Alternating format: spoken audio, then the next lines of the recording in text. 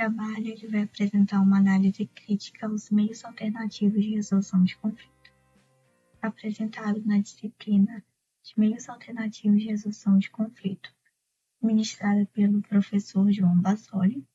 O grupo é formado por mim, Sara Araújo, pela Bianca Dias, pelo André Luiz e pelo João Pedro Márcola. Como resumo do nosso trabalho para iniciar, falando um pouco sobre o que ele vai tratar, ele apresenta um estudo sobre os meios alternativos de resolução de conflito e busca explorar os objetivos desse movimento, de meios alternativos, destacando os motivos do porquê que ele surgiu, que veio da incapacidade do sistema judiciário tradicional de atender às demandas por justiça. Ele também apresenta um estudo das experiências, das aplicações desses meios na Europa, nos Estados Unidos e no Brasil. E, por fim, apresenta as críticas, os aspectos positivos e negativos ao sistema de ADR. Apresenta também uma entrevista com o professor doutor Gustavo Pascoal. Como metodologia desse trabalho, ele foi feito por meio de pesquisas bibliográficas e, como mencionado anteriormente, com apoio da entrevista feita pelo professor Pascoal, feita com o professor Pascoal. Como a introdução ao tema, a gente primeiro precisa reforçar o entendimento. Viver em sociedade, numa comunidade, grupo de pessoas, envolve, acaba acontecendo conflitos. Uma grande quantidade de pessoas que pensam de forma diferente, têm seus próprios objetivos e necessidades, acaba gerando conflitos. E esses conflitos, eles precisam ser solucionados, afinal de contas, as pessoas, elas fazem parte do Estado, são responsabilidades dele, e se elas estão com um problema que advém de um conflito, o Estado precisa ajudar, fornecer meios para solucionar esse conflito, para garantir a vida em sociedade, para manter essa comunidade saudável, produtiva. Acabou sendo notado, com o passar do tempo, que esses conflitos acabavam não chegando ao judiciário. Como principais motivos para isso, a gente tem essa dificuldade de acesso, advinda do custo, da onerosidade da nossa justiça ordinária, a tradicional dos tribunais. Pelos mais carentes, pelo custo, eles não conseguiam acessar.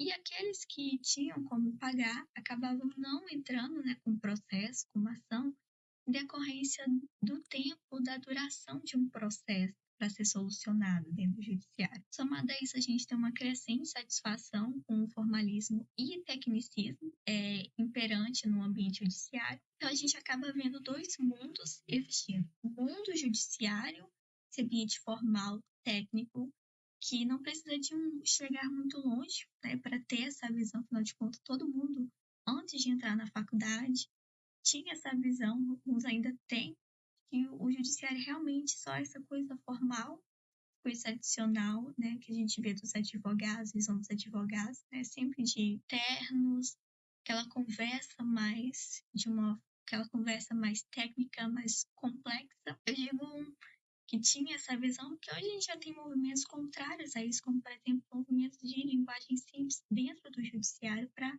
trazer essa proximidade, acabar com essa divisão de dois mundos.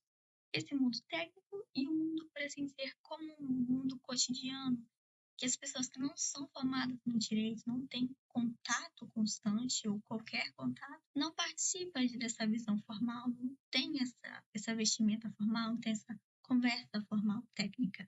Então, são mundos diferentes que não conseguem se juntar muito bem nesse tipo de ambiente, Um fica muito contrário ao outro. Então, essa ideia de não pertencer, de não achar que tem espaço nesse ambiente para solucionar o problema, foi um dos empecilhos encontrados. Com isso, a gente tem uma valorização do papel das partes, um papel mais ativo das partes na tomada de decisões para resolver o seu conflito. Então, de respeito à vida dessas pessoas, elas querem participar disso, elas querem entender e achar uma solução para os problemas delas. Resumidamente, a gente tem onerosidade, duração, formalismo, tecnicismo e a participação ativa das partes, como motivos que a gente vê para não chegar no judiciário. Quando a gente fala em ADR, que é a sigla para expressão norte-americana, né, de meios alternativos na expressão inglesa para os meios alternativos de resolução de conflito, essa ADR ela é vista como uma técnica de justiça informal, quando a gente quer mais tratar da sua simplicidade. Também podemos falar como um procedimento sumário para destacar a sua celeridade, como outra forma, né, falar que caracterizar como um processo, né, que facilita o acesso à justiça. Afinal de contas, a gente está falando de uma redução de onerosidade, que é um dos problemas que a gente tem, né, viu, que atrapalhava as pessoas a irem ao judiciário. Então, essa facilitação de acesso à justiça com a diminuição dos custos. E ela também, essas ADRs, elas são uma espécie de justiça menor, por tratar, né, de ser meios alternativos aplicados a questões mais simples, né? Afinal de contas, não é qualquer conflito, né, qualquer litígio que pode ser resolvido através dos meios alternativos de resolução de conflito. Vitório Dente, né, um estudioso, um jurista, através de seus estudos, ele percebeu duas tendências que fizeram com que a sociedade, né, o judiciário, os conflitos caminhassem para esses meios alternativos. A primeira tendência é a desformalização e a segunda é a deslegalização. A desformalização, como conceito, ela está se referindo à diminuição das formalidades processuais, com o objetivo de tornar o procedimento mais rápido e menos custoso. Com a modificação, a gente tem que esta tendência ela surge da percepção de que o aumento das garantias formais acabou deixando com que os processos fossem mais longos e caros. Então, eles iriam durar mais, iriam ser mais custosos para as partes, tornando-se inadequado para aqueles litígios, para aqueles conflitos que exigem, né, necessitam serem resolvidos de uma forma mais rápida. Afinal de contas, as pessoas estão precisando que esse conflito seja solucionado para poder seguir com as vidas delas. Tá? Cada tempo, cada momento que está demorando mais, está prejudicando mais essas pessoas. Quando a gente pensa que, por exemplo, está muito cara a justiça, como eu posso resolver? Eu tenho conflitos, né, como os desafios.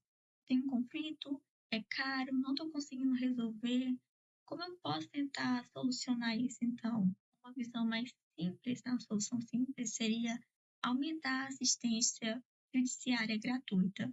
Parece bom na primeira impressão, mas ela se torna inviável por uma questão financeira, né? Afinal, de uma forma indiscriminada, é o financiamento. Então, a gente tem financiamento, não é possível, a gente não tem verba para isso, para aumentar tanto assim a assistência jurídica gratuita para resolver esses conflitos. Outra solução simplória que a gente poderia pensar em ineficiente seria o aumento do número dos juízes, né? Tem muitos processos e poucos juízes. Se eu aumentar o número de juízes, vou ter juízes suficientes para julgar os processos, né? Para solucionar os conflitos. Também é inviável pelo mesmo motivo financeiro, afinal de contas. Por mais que o Estado precise, né, investir no judiciário para a gente ter as soluções de conflitos, o Estado também ele tem outras áreas sociais que demandam da sua atenção, como, por exemplo, a educação e a saúde.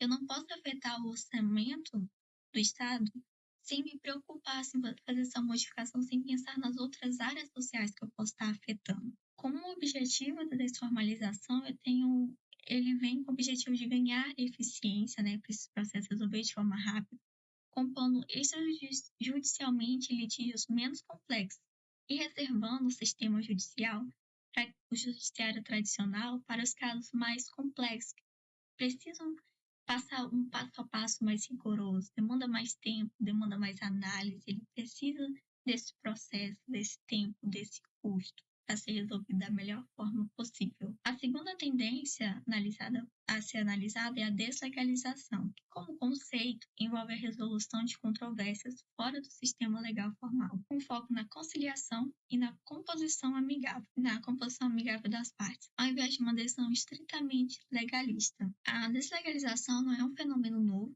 na verdade, ela já vem, né, desde a Revolução Francesa, quando a gente tem um surgimento, né, a criação dos escritórios de paz e de conciliação.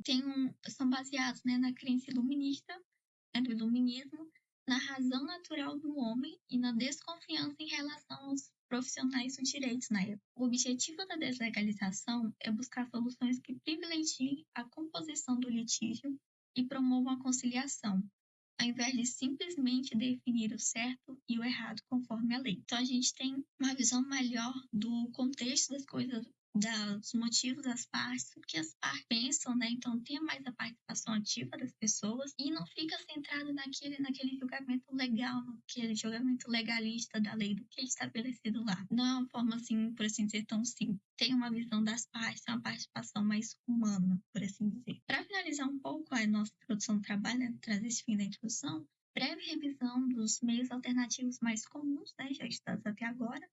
Principais meios. A gente tem a negociação, mediação, conciliação e arbitragem. A negociação ocorre com as partes envolvidas, elas dialogam diretamente para chegar a um acordo sem a intervenção de um terceiro. A mediação a gente já tem um mediador neutro, não pode ter interesse, né, na solução do conflito, não pode ter ligação, né, para ter ligação com as partes. A gente tem esse mediador neutro que facilita a comunicação entre as partes, ajudando a encontrar uma solução consensual para o conflito. A conciliação ela é semelhante, né? Ela tem a sua semelhança com a mediação, mas nesse caso o conciliador ele pode sugerir soluções para as partes que podem aceitar ou não as propostas. Então, na mediação a gente tem um mediador que, por assim dizer, ele aponta os caminhos, né? Ajuda um direcionamento para as partes seguirem, né, para a solução do conflito.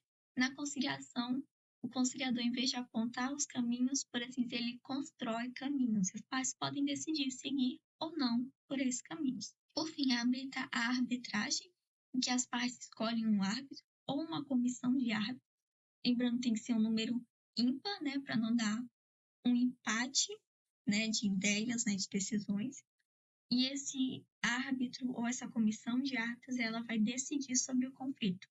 Aí pode se encerrar com um acordo ou com uma sentença. Agora, meus colegas vão apresentar sobre as experiências na Europa, nos Estados Unidos e no Brasil. A aplicação de meios de resolução de conflito na Europa. Em 1999, na reunião de Tampere, o Conselho da Europa incentivou seus países membros a adotarem mecanismo extrajudicial, principalmente a mediação para facilitar o acesso à justiça. Nessa mesma vertente, em 2004, a Comissão da União Europeia propôs uma diretiva reforçando a mediação como mecanismo central para resolver disputas de forma consensual e menos onerosa. Essa diretiva foi aprovada em 2007 pelo Parlamento Europeu, reforçando a mediação como mecanismo central para resolver conflitos. Outras diretrizes internacionais importantes para a resolução de conflito ADRs na Europa foi os princípios do processo civil transnacional de 2004, que recomendou que os tribunais facilitem a participação das partes em ADRs em qualquer estágio do processo, promovendo ali alternativas no litígio formal. Outra preocupação e outra atenção especial é referente à proteção ao consumidor, que em 1985 a Comissão Europeia emitiu um memorando para garantir a proteção jurídica dos consumidores, priorizando aí o direito à reparação do dano e uma tutela eficiente em seus direitos fundamentais. O documento recomendava a simplificação de procedimentos, legitimidade para as entidades coletivas, a criação de centros de apoio jurídico, além de uso de conciliação e arbitragem. No que se refere às abordagens por países e modelos da União Europeia, na Alemanha, o país ele enfrentava um alto volume de processos e adotou a solução como a arbitragem e a conciliação extrajudicial, particularmente no setor de seguro, onde mais de 70% dos processos eles eram resolvidos, nos casos, na verdade, são resolvidos fora dos tribunais, ou seja, não chegava nem a ser autuado o processo. Tinha-se uma conciliação extrajudicial. O modelo Stuttgart, ele ajuda a acelerar essa tramitação dos processos, ele permite que o juiz proponha aí uma solução antes mesmo de iniciar a fase da instrução do processo. Já na Inglaterra, mediante as reformas processuais que introduziram aí o protocolo pré-processual, que incentivava que as partes tentem acordos antes mesmo de mover uma ação.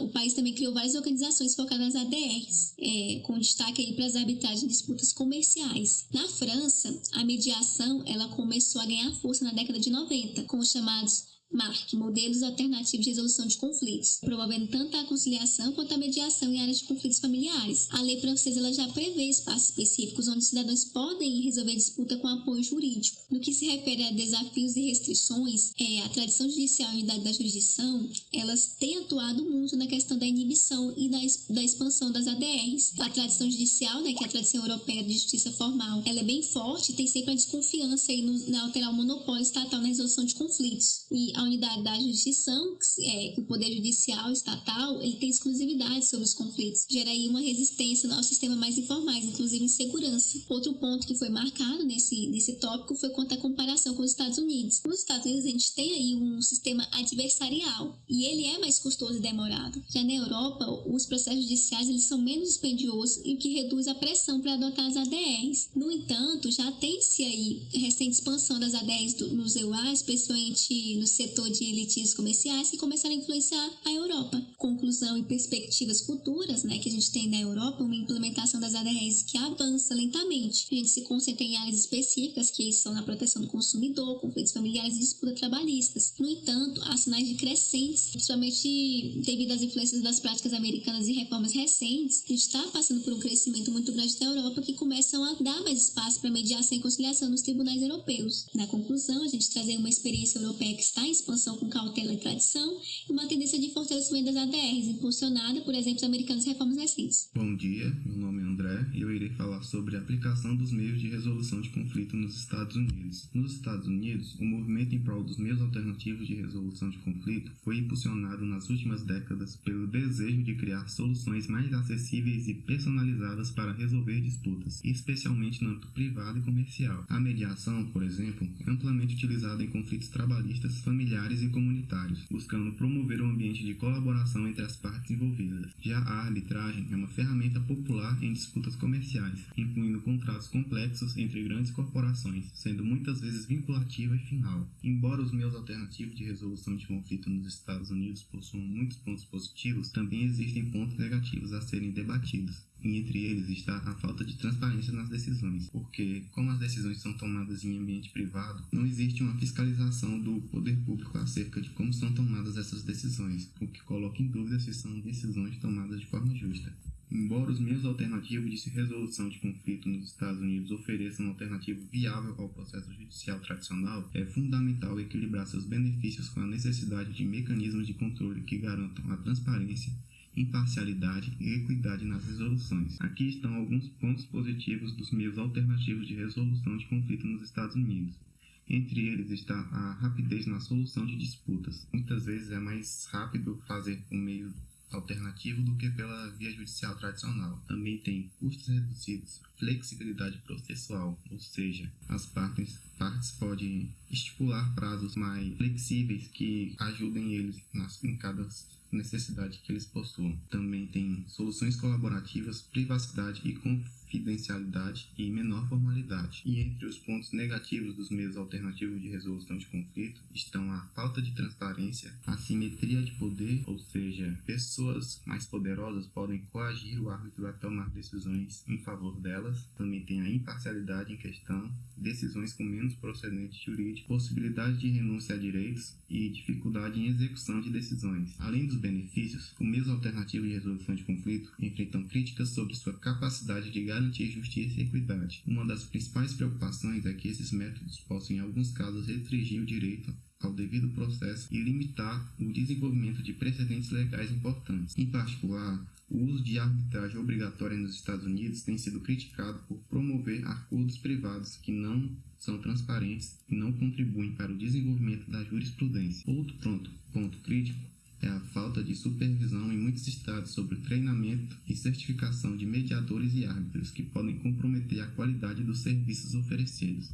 O impacto dos meios alternativos de resolução de conflitos na sociedade americana é significativo tanto pela redução da carga do sistema judiciário quanto pela oferta de alternativas de resolução mais rápidas e menos custosas. Contudo, as implicações éticas desses métodos apontam para a necessidade de regulamentação mais robusta e supervisão rigorosa, especialmente em casos onde existe um desequilíbrio de poder. E ao buscar maior justiça, os meios alternativos de resolução de conflito precisam ser aplicados de maneira a garantir que nenhum direito fundamental seja sacrificado em prol da eficiência. É isso. Resumindo, A falta de transparência nos meios alternativos de resolução de conflito nos Estados Unidos precisa ser combatida para poder promover decisões mais justas com a fiscalização do poder público. As aplicações dos meios de resolução de conflitos no Brasil, acesso à justiça e o pluralismo jurídico no Brasil. O tema de acesso à justiça no Brasil ele é amplo, ele envolve tanto a evolução histórica desse direito quanto as alternativas modernas que buscam facilitar o acesso à justiça para todos. A proposta é apresentar como o Brasil vem lidando com a justiça para todos e como o pluralismo jurídico e os meios alternativos de resolução de conflitos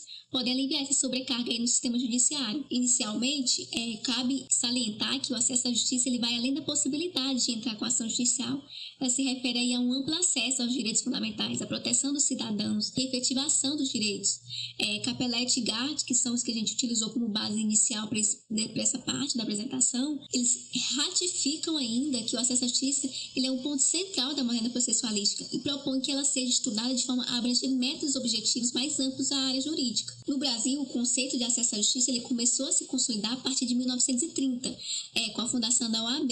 A evolução foi lenta, enfrentou desafios, como durante a ditadura varguista, e com a Constituição de 1956, houve-se um avanço ao garantir alguns direitos sociais, mas ainda havia limitações. Somente com o Código de Processo Civil de 1939 e seus avanços posteriores, que se fortaleceu e se consolidou o movimento que busca garantir o acesso à justiça como um direito básico. Os autores ainda apresentam algumas ondas dessas reformas do acesso à justiça. Essa primeira onda, que está voltada para a assistência jurídica, judiciária, que busca auxiliar pessoas de baixa renda com acesso ao sistema judicial. A segunda onda, que introduz representação de interesse difuso e coletivo, buscando aí resolver problemas de interesse público. E a terceira onda, que amplia o enfoque para a justiça ao propor reformas mais inclusivas no sistema, como juizados especiais e outros métodos alternativos. A gente vai, inclusive, apresentar ratificar, que já foram apresentados em aula, 3 métodos alternativos de resolução de conflitos, para reduzir a carga de processo do judiciário e permitir uma abordagem mais prática e rápida de resolução de conflitos. Desafios para o acesso à justiça.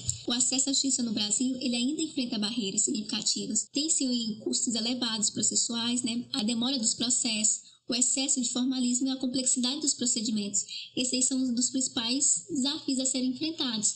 Esses obstáculos tornam difícil para muitas pessoas resolverem seus conflitos por meio do judiciário. Os autores, inclusive, que a gente usou de base, eles sugerem as soluções alternativas para tornar o acesso mais viável, como a conciliação, a mediação, a arbitragem, que podem ajudar a aliviar o processo de sobrecarga do sistema. Já foram estudados em sala, mas a gente vai reafirmar que essas três formas alternativas de resolução de conflitos, que é a conciliação, que ele tem aí um terceiro chamado de conciliador, que ele auxilia as partes a encontrarem um acordo amigável. O conciliador ele propõe soluções, mas as partes têm a palavra final. E tem a mediação, que ela é bem similar à conciliação, mas o mediador ele ajuda as partes a entenderem a raiz do conflito sem interferir diretamente no acordo. E a arbitragem, que nesse método as partes escolhem um árbitro, que torna uma decisão final e vinculativa sobre o conflito, que pode ser executada judicialmente. Esses métodos são recomendados para ajudar a resolver conflitos de forma mais rápida e econômica do que o judiciário tradicional. O pluralismo jurídico. O pluralismo jurídico ele propõe que o Estado não seja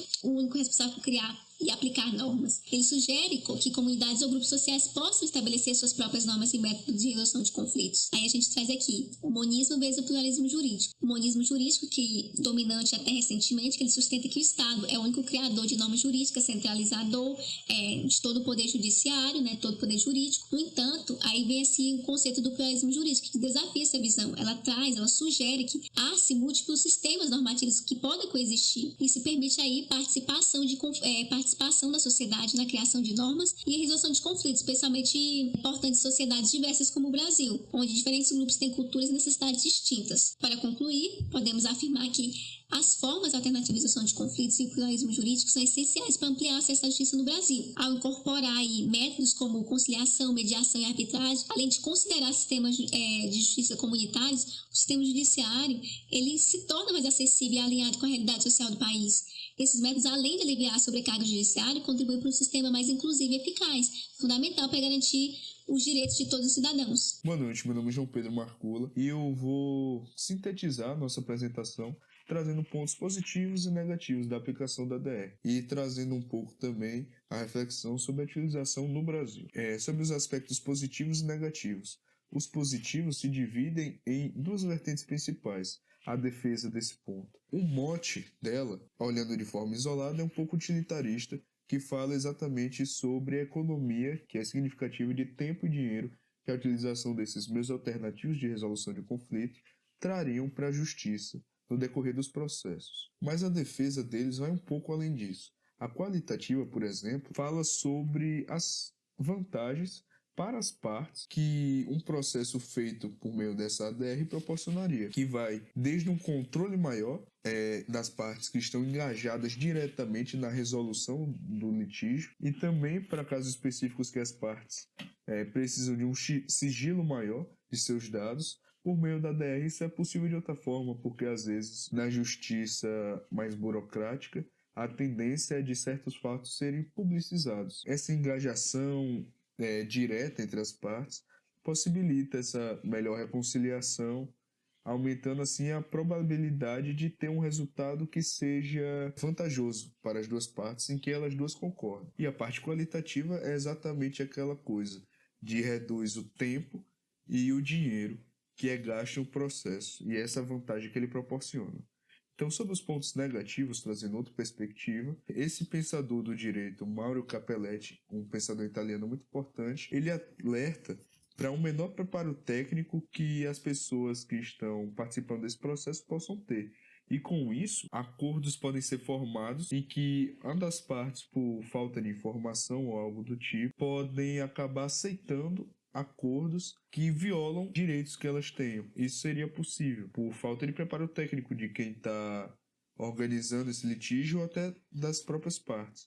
Mas o importante disso é que a defesa desse pensador é sempre de um ponto de vista de alerta para o melhor uso das ADRs e não para desincentivar a evolução desse pensamento. Além disso, obviamente, como ele afirma, por ser um litígio em que partes podem ter interesses opostos, nem sempre um acordo é possível entre elas, porque se tem dois interesses, às vezes eles se chocam.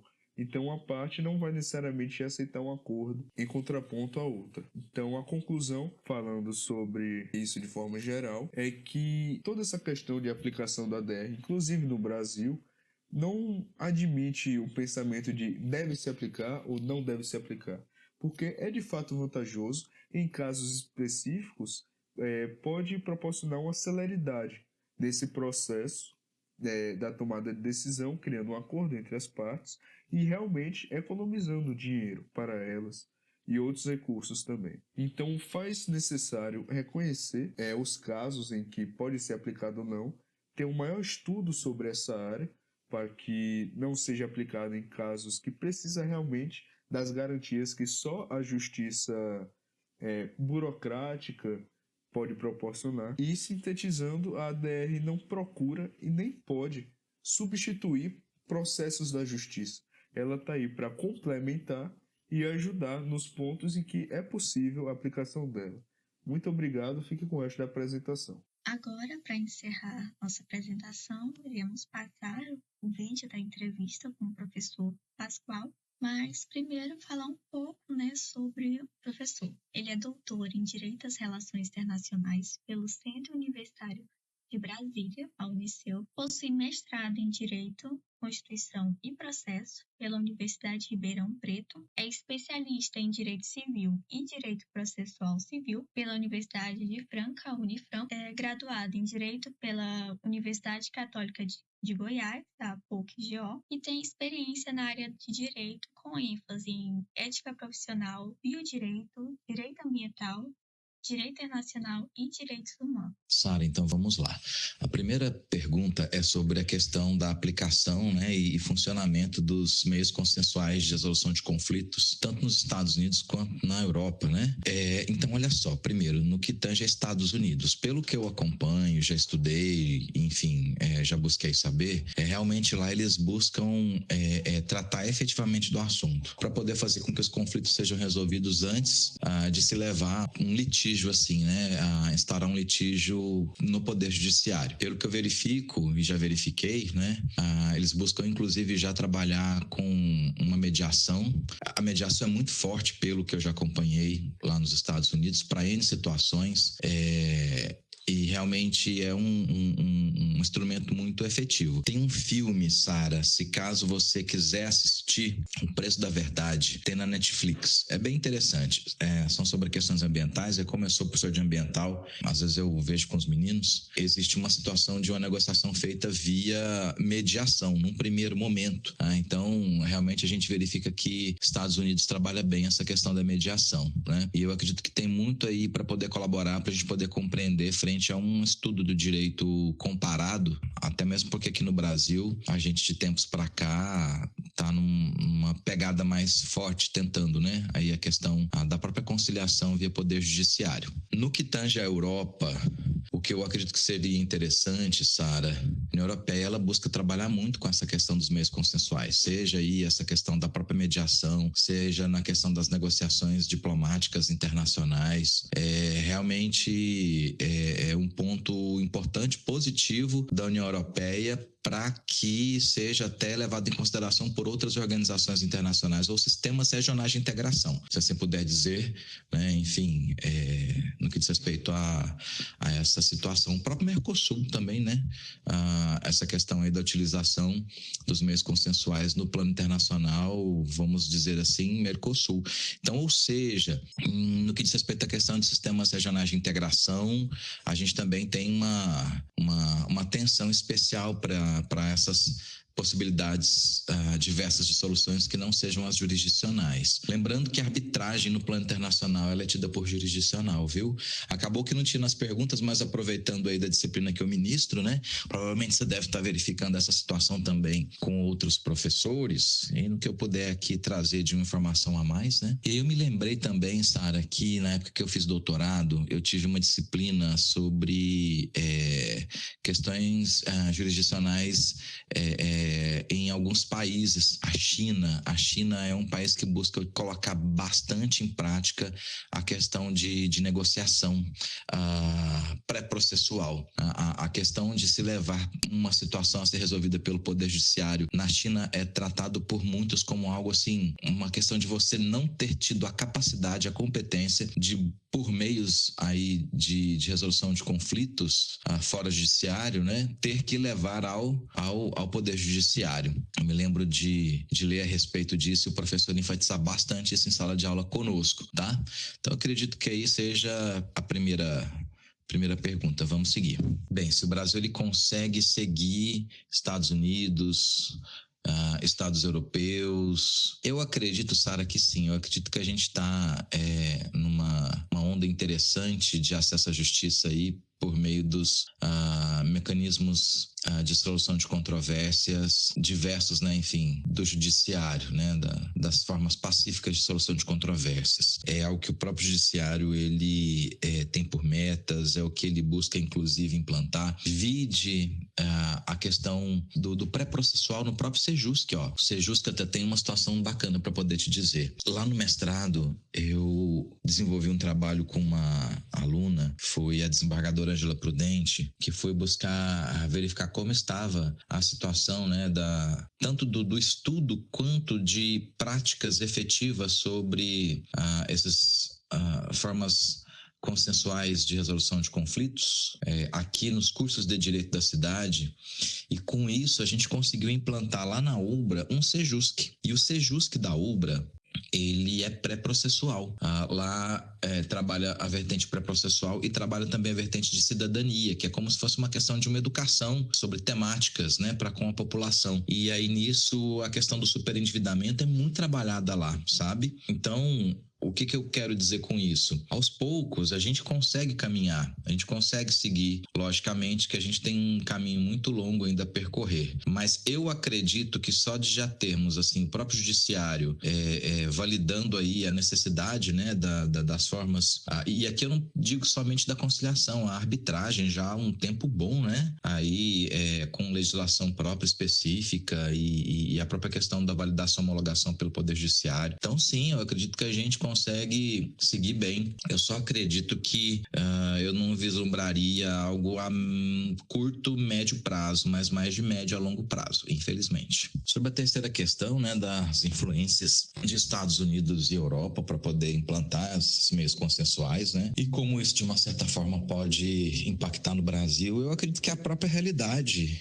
a questão da própria construção histórico-política do povo, né, enfim, a busca ali de formas pacíficas, infelizmente, depois de atrocidades ocorridas, né, vide aí Segunda Grande Guerra, Primeira Grande Guerra também, né, então eu acredito que fatores históricos eles são determinantes para isso, e a própria conscientização e percepção das pessoas e dos representantes dessas pessoas. Então, realmente, isso é muito importante. E eu acredito, conforme foi dito para você aí na resposta anterior, que a gente também está num caminho bacana de percepção e implantação aos poucos. Mas é como disse, né? O próprio Poder Judiciário, ele atua aí fortemente para que a gente consiga deixar a situação dos meios consensuais e de resolução de conflitos mais latente, né, e de uma forma mais que a população perceba. Então, acredito que seja isso, tá?